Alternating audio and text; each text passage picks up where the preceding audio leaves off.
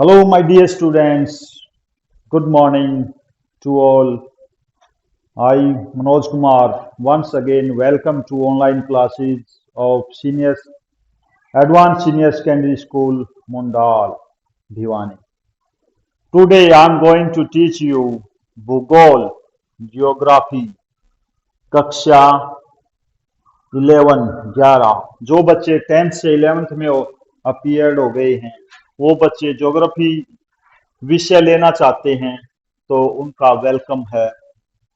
सबसे पहले आज हम इस वीडियो में करेंगे बुक का नाम क्या है, सर्वप्रथम किसने प्रयोग किया ज्योग्राफी शब्द का, भूगोल शब्द किससे बनता है, भूगोल की परिभाषाएं, भूगोल की प्रकृति, भूगोल की विषय वस्तु अथवा क्षेत्र। फर्स्ट अध्याय है हमारा भूगोल एक विषय के रूप में। So, let's start our today's lesson of geography Bhugol for class 11th.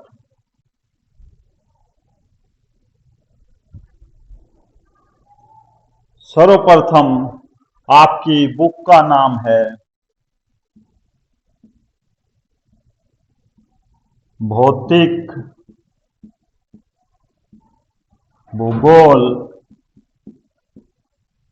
के मूल सिद्धांत।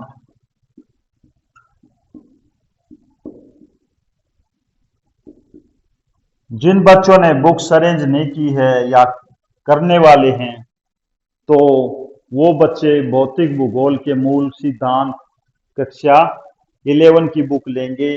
अगर कुछ हो सके तो बच्चों NCERT की बुक ही लेना। इस तरह से ज्योग्राफी की 11th स्टैंडर्ड की जो बुक है भूगोल की, उसका नाम है भौतिक भूगोल के मूल सिद्धांत।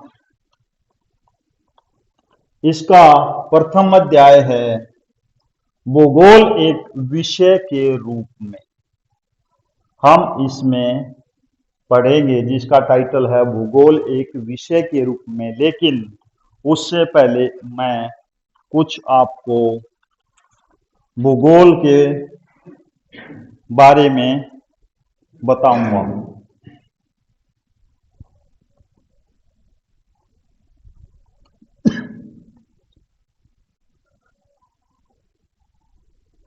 बुक का नाम हो गया, प्रथम अध्याय हो गया सर्वप्रथम भूगोल शब्द का प्रयोग। सर्वप्रथम भूगोल शब्द का प्रयोग किसने किया?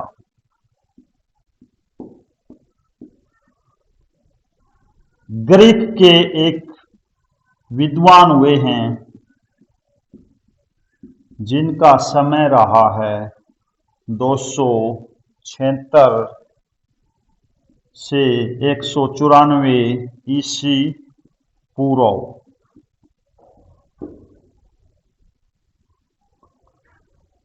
अब जो जियोग्राफी है, दो शब्दों से मिलकर बना है। ग्रीक भाषा के दो मूल शब्द, ग्रीक भाषा के दो मूल शब्द। फर्स्ट है जियो मीन्स पृथ्वी एंड सेकंड है ग्राफस मीन्स वर्णन। दोनों शब्दों के मिलने से जो प्राप्त होता है उसको कहेंगे पृथ्वी का वर्णन। ज्योग्राफी और भूगोल का मेन जो अर्थ हुआ पृथ्वी का वर्णन। आगे बढ़ते हैं। अब जैसा कि आपको विदित है, किसी भी चीज को करने के पीछे उसका इरादा, इंटेंशन होता है। हम कोई भी काम अपने दैनिक जीवन में करते हैं तो उसको करने के लिए हमें कुछ मकसद होता है, पहले से ही माइंड सेट होता है। इसी तरह से एक क्वेश्चन यहाँ पे आता है, हमें भूगोल क्यों पढ़नी चाहिए?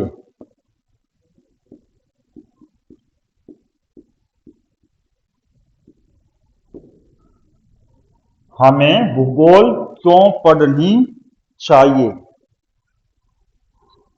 इसका आंसर है, भूगोल एक डायनेमिक विषय है।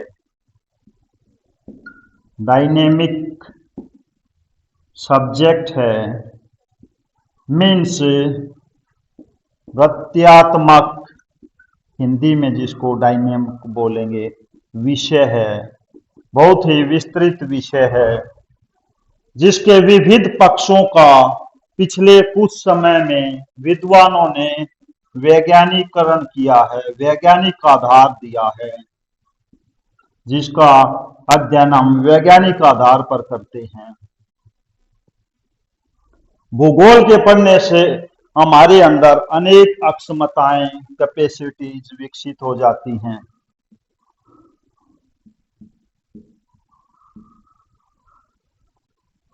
कुछ अक्षमताओं का मैं यहाँ पर आपको ब्रीफली नॉलेज देने जा रहा हूँ। बच्चों ध्यान से सुनना।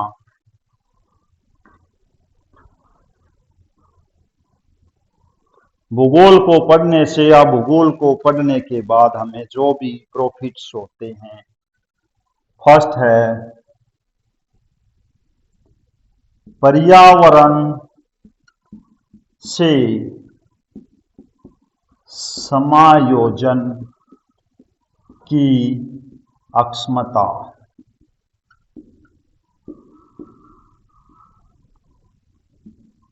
हमारे चारों ओर सराउंडिंग है, उसको बच्चों पर्यावरण कहते हैं। हमारा जीवन चारों ओर दशाओं अर्थात सराउंडिंग से प्रभावित होता है। निर्वाह के लिए यानी कि जीवन यापन करने के लिए हम अपने आसपास के संसाधनों पर निर्भर करते हैं। जैसे तकनीकी अभाव में आदिम समाज, आदि मानव, पुराने जमाने का जो मनुष्य था वो पूरी तरह से नेचर पर, प्रकृति पर निर्भर करता था। वे लोग पशुओं और खाद्य पौधों को खाकर गुजारा करते थे। समय बीतने के साथ साथ टेक्नोलॉजी का विकास हुआ तो उससे क्या हुआ, मनुष्य प्रकृति पर थोड़ा थोड़ा कम आश्रित हुआ, उसकी कैपेसिटीज, अक्षमताएं बढ़ने लगी। इस तरह से पर्यावरण से समायोजन की अक्षमता हम ज्योग्राफी में पढ़ते हैं। समय बीतने के साथ कृषि, कला एवं पशुपालन के तरीकों का विकास हुआ। मनुष्य भूमि, मिट्टी, जल का उपयोग करते हुए अपनी इच्छा अनुसार आहार पैदा करने लगा, फसलें पैदा करने लगा। तो इस प्रकार हमने रहन सहन, भोजन की आदतों एवं वस्त्रों को मौसमी दशाओं के अनुसार समायोजित किया। नेक्स्ट है आपका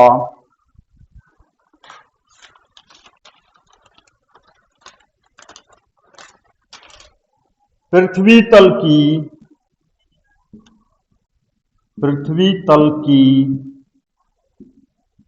विविधताओं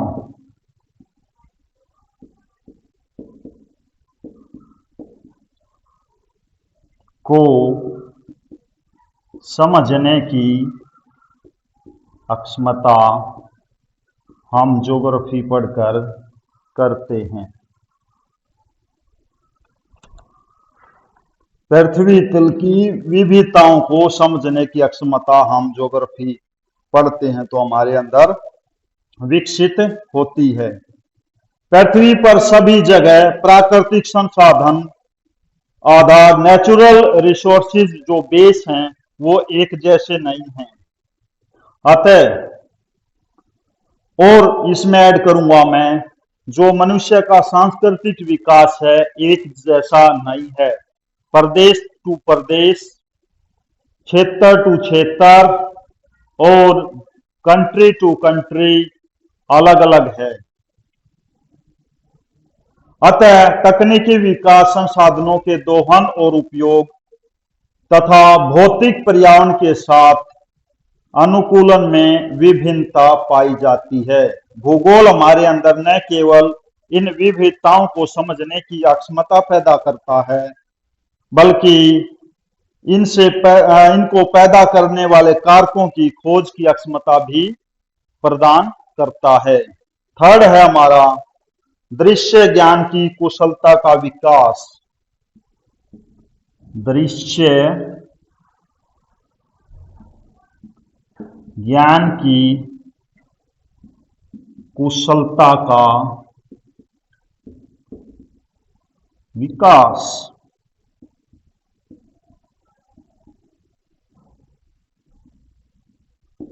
आइए हम इसके बारे में भी थोड़ा पढ़ते हैं। दृश्य ज्ञान कैसे?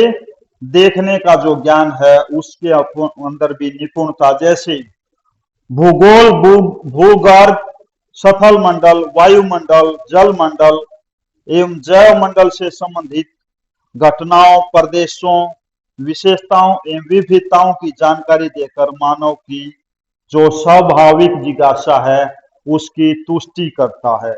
भूगोल से ही मानचित्रों और ग्लोब को समझने की तथा धरातल के दृश्य ज्ञान की कुशलता विकसित होती है। बच्चों, मैंने पिछले वीडियोज में ग्लोब, उसकी रेखाएं, अक्षांश, देशांतर रेखाएं और अन्य मेन रेखाओं के बारे में, उनके उपयोग के बारे में पहले बता चुका हूं। आशा है आपको वो याद होंगे। नेक्स्ट है स्वस्थ एवं संतुलित दृष्टिकोण का विकास। स्वस्थ एवं संतुलित दृष्टिकोण का विकास।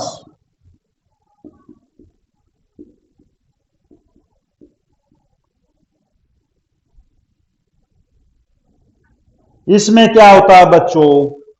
भूगोल जनसंख्या के आधार एवं उपलब्ध संसाधनों की मात्रा को देखते हुए आने वाली परिस्थितियों का सही आकलन करने में हमारी मदद करता है। इससे न केवल प्रकृति के प्रति हमारे स्वस्थ एवं संतुलित दृष्टिकोण उत्पन्न होता है, बल्कि संसाधनों के उपयोग को सही तरीके से यूज करने का भी बल मिलता है। नेक्स्ट पॉइंट है आपका राष्ट्रीय विकास में योगदान की अक्षमता। राष्ट्रीय विकास, देश के लिए हम ज्योग्राफी पढ़कर क्या योगदान दे सकते हैं?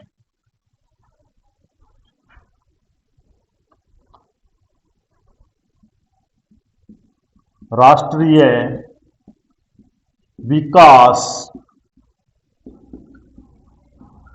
में योगदान की अक्षमता हमारे अंदर पनपती है। भूगोल के अंदर बहुत सारी ऐसी तकनीकों का यूज होने से, आधुनिक वैज्ञानिक तकनीकें यूज होने से भौगोलिक सूचना तंत्र तथा कंप्यूटर कार्टोग्राफी मीन्स मानचित्र कला का विकास होता है। इस तरह से हम राष्ट्रीय विकास में योगदान देने के लायक बन जाते हैं।